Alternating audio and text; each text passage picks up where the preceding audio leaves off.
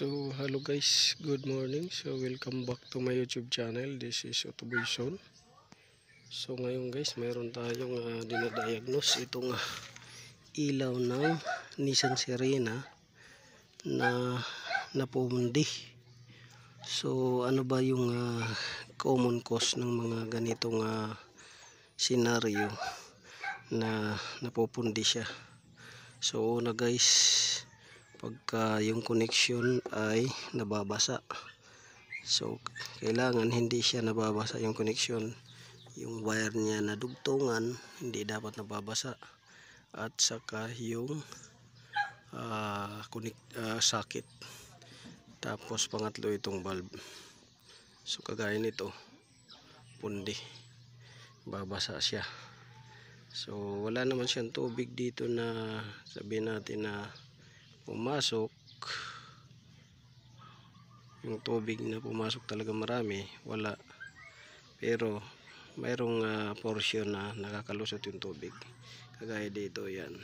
Diyan pumapasok yung tubig. So diyan nagkakaroon ng problema kagad pagka nakapasok na yung tubig. So yan yung gagawin natin. So yan, tatlong common cause yan. Nababasa yung connection, yung dugtungan ng wire, nababasa yung socket, at nababasa yung valve.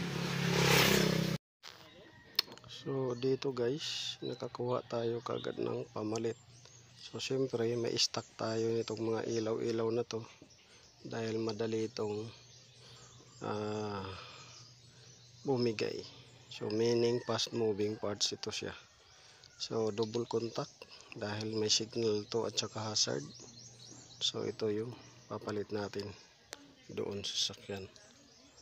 So yan, sa likod ganun rin to, parehas yung sa likod, double contact din. So papalitan natin yan guys. Tapos lalagyan natin ng silicone yung socket para hindi pumasok yung tubig kung sakali man mayroong makalusot na tubig. So yan, 12 volts to na double contact valve. So tara guys, ating ipalit. So ito, lalagyan natin to ng sealant, ito, paikot para hindi pumasok yung tubig.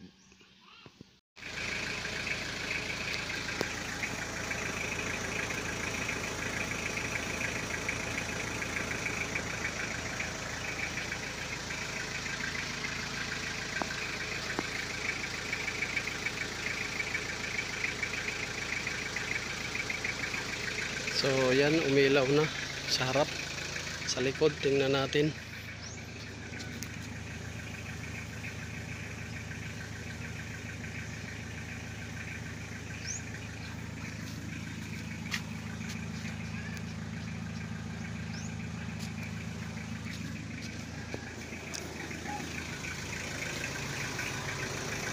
So umilaw na siya guys, harap likod.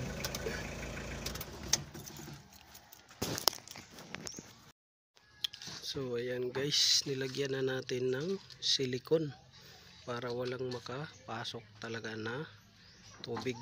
So naglagay tayo ng silicone, ayan, para walang makapasok na tubig sa loob na magdulot ng pagkasira ng valve or pagkapundi. Pati dito nilagyan natin yan, lagyan natin ng silicone yan. Madali lang naman din yan tanggalin, silicone. So walang makakalusot na tubig yan dyan. Lagyan natin yan paikot. So yan, pati doon yung sa paglalagyan. So kailangan maglagay kayo ng silicone kung yung ilaw ninyo ay pinasok na ng tubig, para hindi napasukin uli at magdulot ng pagkapundi ng bombilya.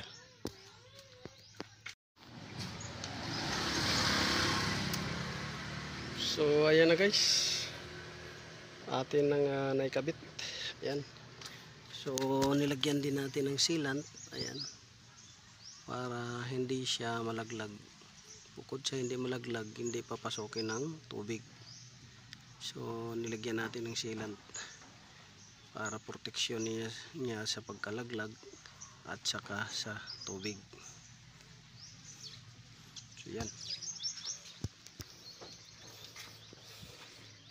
So kung nakatulong to guys sa inyo, so don't forget to like, share, subscribe my YouTube channel Autoboyson.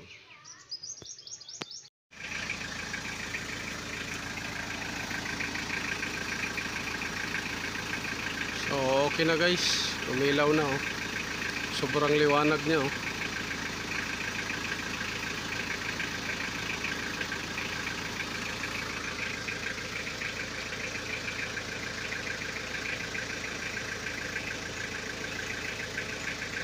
So yun lang, ganun lang mag-check tsaka repair ng bumbilya na napupundi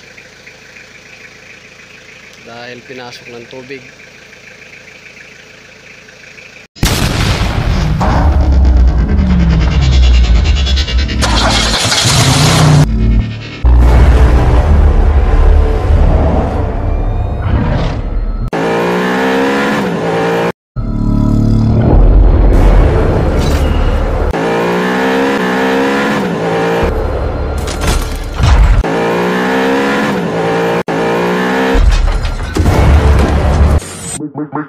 Make